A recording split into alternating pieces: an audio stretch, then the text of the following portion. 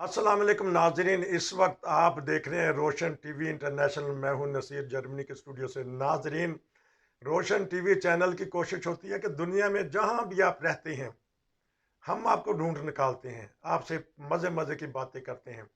वैसे तो हमारे सियासी प्रोग्राम, तबसरे के प्रोग्राम और खाने पीने के प्रोग्राम भी लोग पसंद करते हैं, लेकिन जब ईमान फरोज वाक़यात आते हैं और ख़ास तौर पर जब हमारी बस्ती, प्यारी बस्ती रबवा के लोग जो पूरी दुनिया में फैले हुए हैं, जब उनसे बातें होती हैं, वहाँ का माहौल घुटा हुआ था। वहाँ खुल खिला के बात नहीं कर सकते, किसी वजह से जानते हैं सारे दोस्त। लेकिन वो दोस्त जब बाहर आते हैं, फिर वो ऐसे ऐसे ईमान फरोज वाक़यात बताते हैं कि मज़ा आता है सुन के। ईमान में ताजगी पैदा हो जाती है, जिस तरह लगता है जिस तरह हम अभी रबुआ गए हैं और वहाँ जाके बातें सुन रहे हैं। आज इस वक्त तकरीबन 11:30 होने वाले हैं जर्मनी में। और यूरोप से ही एक ऐसा मुल्क है हॉलैंड, जो कि समंदरों में घिरा हुआ है। वहाँ बहुत सारी शख्सियात आई हैं, बहुत सारी फैमिलियाँ पाकिस्तानी आई हैं। वहाँ हमारे हैं सुल्तान साहब। हम उनके पास चलेंगे, उनसे हाल चाल पता करेंगे। और वो समझ लें कि इस वक्त आराम करना जा रहे थे, तो जब मैंने कहा कि प्रोग्राम कर लेते हैं, तो वो मान गए। उनका शुक्रिया जी। अस्सलाम वालेकुम जी वालेकुम सलाम वरहमतुल्लाहि वबरकातुहू। सर। पहले अपना मुकम्मल तारफ करवाएं, तमाम दुनिया इस वक्त आपको सुन रही है और देख रही है जी। जी जज़ाकल्लाह। मैं शेख महमूद अहमद सईद हैदराबादी साहब का बड़ा बेटा सुल्तान मेरा नाम है। और मेरे ताया जान मोहम्मद अहमद अनवर डीपी साहब, वो मेरे बड़े ताया हैं, मेरे अब्बू से बड़े भाई थे। तो माशाल्लाह ये हैदराबाद दक्कन से पीछे से इनका ताल्लुक है।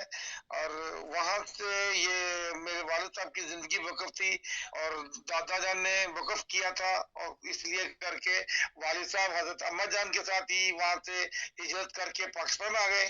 और फिर अम्मा जान के पास ही उन्होंने अपनी बचपन गुजारा, और अम्मा जान के साथ ही ज्यादातर उनके पैर दबाने और उनके पास रहना और उनसे वही खाना खाना, उन्हीं की तरबियत में उनकी लाइफ गुजरी। फिर उन्होंने मौली फाजिल पास किया जामिया में, और उसके बाद में फिर वो दफ्तरों में ही काम करते रहे। और अक्सर अब्बू जो थे, अब्बू की हैंड राइटिंग बहुत अच्छी थी। और मैं हम छोटे होते थे, वालिद साहब के वाकयात बहुत सारे हैं, एक वाकयात नहीं है। और अब कुरान मजीद के जो तलफ़्फ़ुज़ होते थे जब प्रेस में कुरान मजीद छपते थे, उनकी उनके ज़ेर ज़बर पेश शब्द वगैरह की अक्सर गलतियां निकलती थी।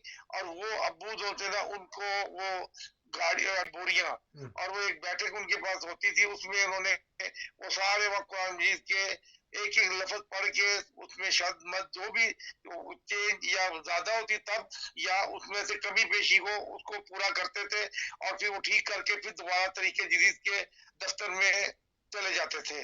फिर वहां से वो आगे तकसीम होते थे। अच्छा, इस तरह अब के अच्छा वाकयात अच्छा, और भी अब बेशुमार ये उनकी वो साथ यादें वाबस्ता है। हम्म, और जो उनका जो आखिरी जो वक्त था जब वफात का वक्त था, वो में एक बड़ा ईमान फरोज वाकया है, सुनने के काबिल है।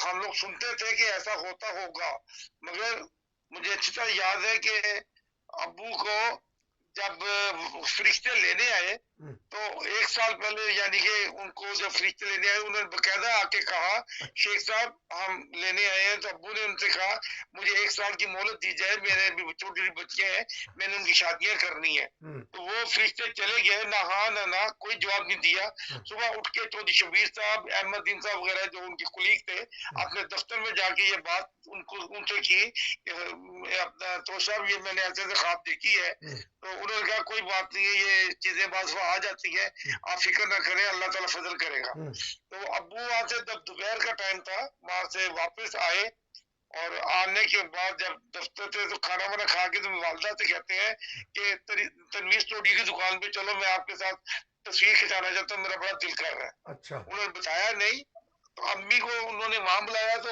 अम्मी को कहते हैं आप वहां चलो, मैं अभी आ रहा हूँ वहां पे। हम्म, अम्मी वहां चली, तैयार होके चली गई। हम्म, और तनवीर स्टूडियो की तस्वीर खिंचवाने के बाद अम्मी को वहीं पे बताया कि भाई मैंने ऐसा ऐसा ख्वाब देखी थी, तो आप परेशान नहीं होना, ये नहीं होना, वो मैं उनको समझाया। अम्मी बेचारी कहती कहती हो सकता है ये तुम्हारी मेरी आखिरी तस्वीर हो। अच्छा, तो उसके बाद में घर आके वालदा बड़ी परेशान थी, हमें तो नहीं उन्होंने जिक्र किया, ना किसी को बताया, ना कुछ। हम्म, तो ये बहरहाल ये बात इतनी हुई। उसके बाद में वालिद साहब भी भूल गए या हो सकता है उनके दिन में वो 2-4 महीने भी गुजरे, उसके बाद में शायद वो भूल गए। उसके बाद भी पूरे 1 साल के बाद दोबारा फिर से उनको फिर लेने आए। उन्होंने कहा 1 साल पूरा हो गया है। अच्छा। उन्होंने कहा कि मुझे 7 दिन की मोहलत और दी जाए। तो उन्होंने कहा 7 ही, उन्होंने कहा 7 दिन के बाद बुध बनती है, शाम को 6 बजे आएँगे। अच्छा। चले गए। उसके बाद में सुबह उठ के उनकी ज़ुबान पे अशआर थे, "ऐ ख़मोशाने शहर मुझे आवाज़ ना दे, मैं खुद चल कर आ रहा हूँ।" वाह! उन्होंने दादा अबू के, हुजूर के काफ़ी सारे लेटर जो उन्होंने सँभाल के रखे हुए थे, उनकी लाइफ़ की ज़िंदगी में एक तरीक़ाकार था कि वो अपनी दिन की, जो सारा दिन का जो कुछ वक़्त गुज़रता था ना, कोई मेहमान आया है, तो कौन गया है, कौन, वो सारा वो रजिस्टर पूरा लिखते थे। तो वो उनकी काफ़ी 2-3 रजिस्टर थे, उसके अंदर उनकी रूटीन वर्किंग थी।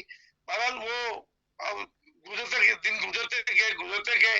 उसके बाद अचानक जब 13 दिन था, तो मुझे रात को मैं अपनी दुकान, मेरी वहाँ पे टेस्टी फास्ट फूड के नाम पे मेरा छोटा सा होटल था, और मेरा बड़ा अच्छा चल रहा था, और मैं वो बंद करके तो दारुल-ज़ियाफ़त के गेट की, क्योंकि वो हालात खराब थे उन दिनों में, तो दारुल-ज़ियाफ़त के गेट की तरफ से मैं आ रहा था, तो मेरे वालिद साहब मेरा इंतज़ार करते थे।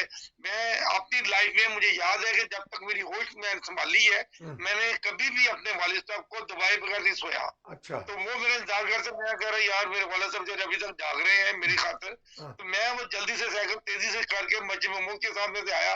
आके जब मैं गली में घुसा, तो मेरे वालिद साहब ने मुझे अपना रास्ते गली में ही मुझे अपने गले लगा के प्यार, मेरी साइकिल अंदर रखने के बाद, तो मैं जब अपना दरवाज़ा खटखटाया अपने रूम का, तो बेगम ने दरवाज़ा खोला। तो मैंने कुछ नहीं कहा, आपने मुझे मना किया था, आपने कुछ नहीं कहना, तो बड़ी बेटी को उठा के, उस टाइम मेरे 2.5-3 साल की होगी, तो लेके अपने कमरे में चले गए। तो उसकी कमर पे हाथ फेरते रहे, और उसके निशान देख के तो दुआएं पढ़ते रहे, और वो अपना वो फूंकते रहे उस दुआ पढ़ के।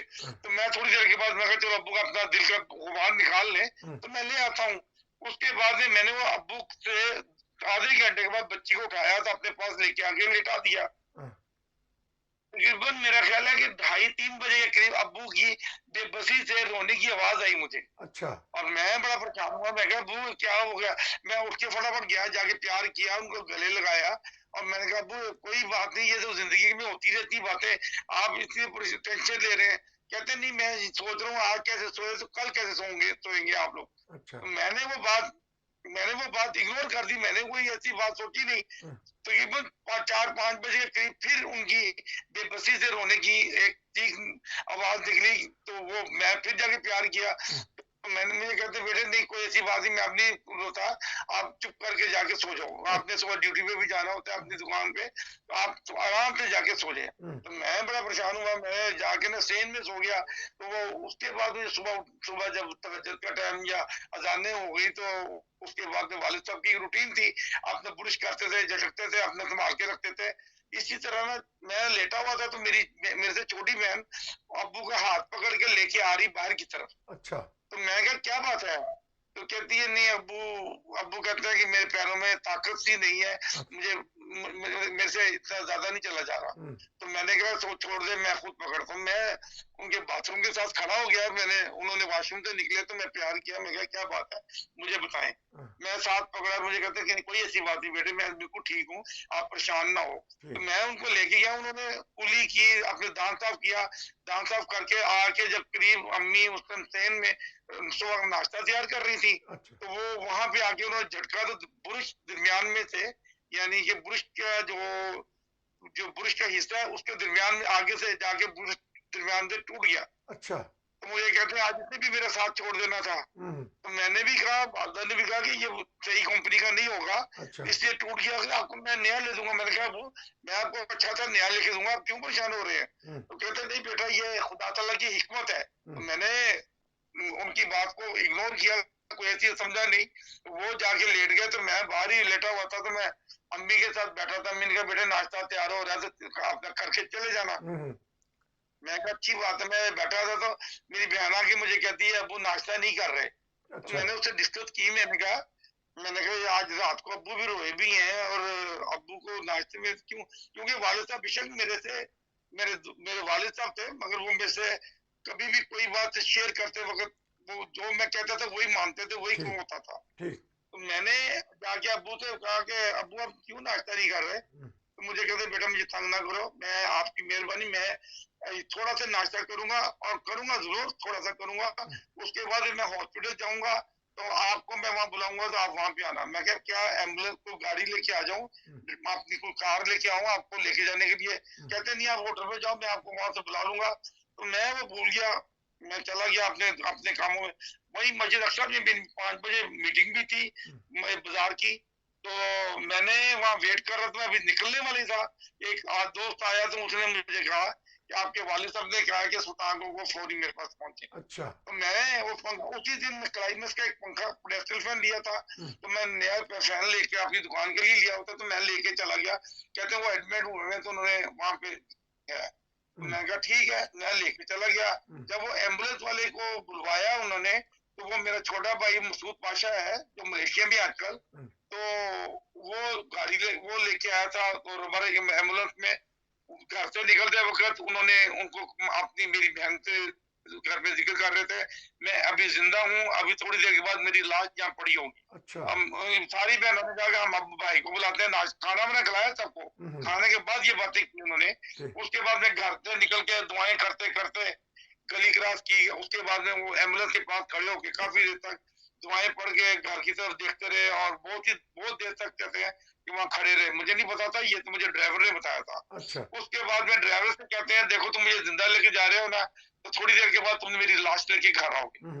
उसने कहा शेख साहब क्या हो गया आपको, ये क्या बात कर रहे हैं आप? मैंने उन्होंने बस ऐसी बात करके चले गए। जब मैं वहां पहुंचा तो मेरी वालदा उनके पास बैठी हुई थी, तो मैंने कहा जाके, मेरी बड़ी बेटी भी उनके साथ थी और फायजा नाम है उसका, तो उसको लेके वो आज के माशाल्लाह ऑस्ट्रेलिया में है। बहरहाल वो मैंने जब बैठा बात की अब्बू से, तो मैंने उनको देखा कि वो खत लिख रहे थे।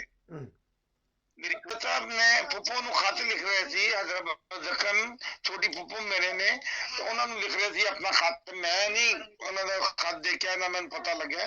ते ਉਹਦੇ बाद मैं थोड़ा ਜਿਹਾ बाहर आके बैठ गया। मैं कि चलो अम्मी ना बेटे ने गला पता कर रहे ने, तो मैं ਉਹਦਾ वेट करता रहा।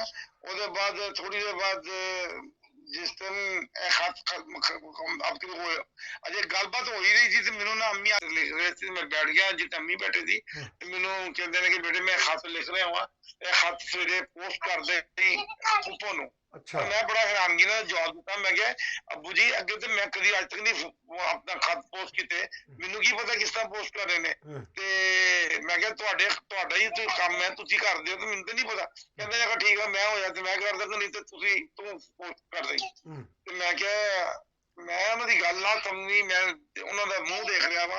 ਉਹਨੇ ਜਦੋਂ ਖਤ ਲਿਖ ਕੇ ਤੇ ਉਹਨਾਂ ਨੇ ਨਾ ਲਪੇਟ ਕੇ ਉਹਨਾਂ ਨੇ ਆਪਣੀ ਜੇਬ ਦੇ ਵਿੱਚ ਰੱਖਿਆ ਮੇਰੇ ਸਾਹਮਣੇ। ਉਹਦੇ ਬਾਅਦ ਮੈਨੂੰ ਕਹਿੰਦੇ ਬੇਟੇ ਪੂਰੇ ਘਰ ਦੀ ਜ਼ਿੰਮੇਵਾਰੀ ਤੇਰੇ ਤੇ ਹੈ, ਤੂੰ ਘਰ ਸੰਭਾਲ ਲੈ, ਬੱਚਿਆਂ ਨੂੰ ਸਾਰਿਆਂ ਦੀ ਮੈਂ ਤਰਬੀਅਤ ਮੈਂ ਆਪਣਾ ਵਸੀਅਤਨਾਮੇ ਲਿਖ ਦਿੱਤੇ ਨੇ, ਤੇ ਉਹ ਸਾਰੇ ਉੱਤੇ ਅਮਲ ਕਰਨਾ ਤੇ ਆਪਣੇ ਭੈਣ ਭਰਾਵਾਂ ਦਾ ਖਿਆਲ ਰੱਖਣਾ। ਤੇ ਇਸ ਤਰ੍ਹਾਂ ਗੱਲਾਂ ਜੀ ਕਰ ਰਹੇ ਸੀ।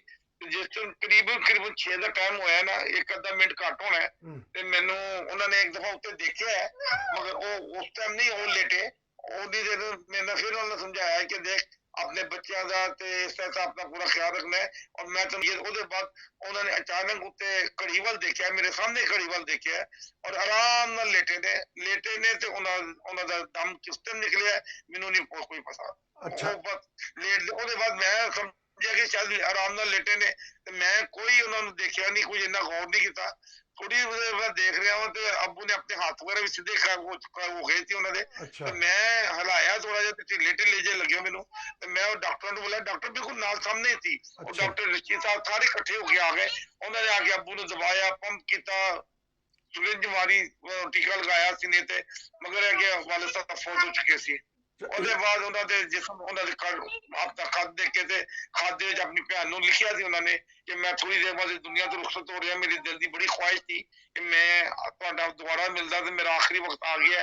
ਤੇ ਇਸ ਕਿਸਮ ਦਾ ਖਤ ਹੈ, ਮੈਂ ਕਿਸੇ ਵਕਤ ਤੁਹਾਨੂੰ ਸਾਰੇ ਦੋਸਤਾਂ ਨੂੰ ਦੁਬਾਰਾ ਲਿਖਿਆ ਉਹਨਾਂ ਦਾ ਪੜਿਆ ਮੈਂ ਤੁਹਾਨੂੰ ਸੁਣਾਵਾਂਗਾ, ਤੇ ਫਿਰ ਤੁਹਾਨੂੰ ਸਾਰੀ ਉਹਨਾਂ ਦੀ ਪਤਾ ਲੱਗੇ। ਉਹਦੇ ਬਾਅਦ ਮੈਂ ਉਹਨਾਂ ਦੇ ਲਿਖਿਆ ਤੇ ਦੂਸਰਾ ਖਤ ਵੀ ਉਹਨਾਂ ਤੇ ਲਿਖਿਆ ਸੀ ਕਿ ਮੇਰੇ ਇਹ तमाम ਰਿਸ਼ਤੇਦਾਰ ने इन्हों इन्फॉर्म इस तरह रेफरेंस ने करना है, मैंने अपने घर रखना और जियाफत ना ले जाना, बर्फ का इंतजाम करके तो मैंने अपने घर रखना, सारे ਦੋਸਤ ਆ ਜਾਣ ਤੇ ਸਾਰਿਆਂ ਨੂੰ ਮੇਰੀ ਦੁਆ ਦੀ ਦਰਖਾਸਤ ਕਰਨਾ। अच्छा ਉਹਦੇ ਬਾਅਦ ਸਵੇਰੇ ਬੜਾ ਇਸ ਤਰ੍ਹਾਂ ਅਲਹਮਦੁਲਿਲਾ ਉਹਨਾਂ ਦੀ ਇਹ ਲਾਈਫ ਗੁਜ਼ਰੀ। ਉਹਦੇ ਬਾਅਦ ਫਿਰ ਤਦਫੀਨ ਸੁਲਤਾਨ ਮਹਮੂਦ ਅਨਵਰ ਸਾਹਿਬ ਨੇ ਜਿਸ ਦਿਨ ਫੌਤ ਹੋਏ ਜ਼ਿਕਰ ਤਦਫੀਨ ਤੇ ਸੁਲਤਾਨ ਮਹਮੂਦ ਅਨਵਰ ਸਾਹਿਬ ਉਹਨਾਂ ਨੇ ਤਾਂ ਦੁਆ ਕਰਾਉਣ ਲੱਗੇ ਨੇ ਤੇ ਦੁਆ ਤੋਂ ਹੋ ਗਿਆ। ਉਹਦੇ ਬਾਅਦ ਇਹ ਚੀਜ਼ ਖਤਮ ਹੋਈ। अच्छा उन्हें इस तरह चलो ठीक है, बड़ा दर्दनाक तुसी एक ईमान फरोज वाक़या सुनाया कि देखो खुदा ताला फरिश्ते ਨੂੰ ਭੇਜਦਾ ਹੈ और उन्होंने मोहलत मंगी तो मोहलत मिल गई।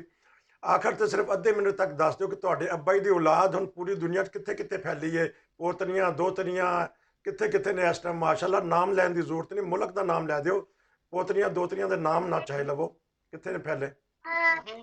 ਮਾਸ਼ਾਅੱਲਾ ਜੀ ਦੋ ਮਾਸ਼ਾਅੱਲਾ ਆਪਣਾ ਬੇਟੀਆਂ ਉਹਨਾਂ ਦੀਆਂ ਲੰਦਨ ਨੇ अच्छा ਔਰ ਉਹਨਾਂ ਦੇ ਬੱਚੇ ਨੇ, ਉਹਨਾਂ ਦੇ ਬੱਚੇ ਮੁਰੱਬੀਆਨ ਵੀ ਨੇ अच्छा ਅਲਹਮਦੁਲਿਲਾ।